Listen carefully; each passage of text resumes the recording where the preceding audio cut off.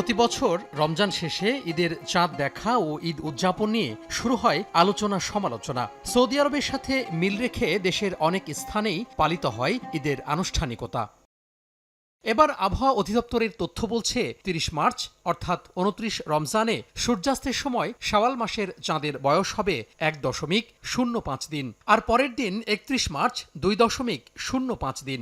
এ সময় চাঁদের স্থায়িত্ব হবে ৩০ মার্চ সন্ধ্যায় ৪৩ মিনিট, আর পরের দিন আকাশে চাঁদের উপস্থিতি থাকবে ৫১ মিনিট। আবহাওয়া অফিসের তথ্য অনুযায়ী আকাশ মেঘমুক্ত থাকলে ৩০ মার্চ সন্ধ্যায় খালি চোখেই দেখা যেতে পারে শাওয়াল মাসের চাঁদ। সৌদি আরব সহ অন্যান্য দেশের সাথে একই দিনে ঈদ উদযাপনের বিষয়ে এবার আলোচনা উঠলেও ইসলামী চিন্তাবিদরা কোরআন এবং হাদিসের নির্দেশনাকেই মেনে চলার উপর গুরুত্ব দিচ্ছেন।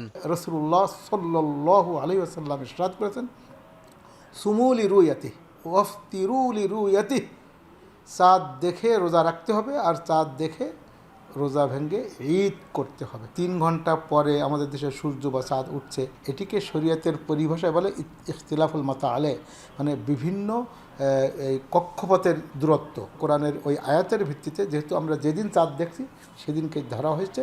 অন্যের সিরিয়ার চাঁদ দেখাকে সাহাবায়ে কেরাম যেহেতু গ্রহণ করেননি, আমরাও সেটির উপরে আমল করা হচ্ছে।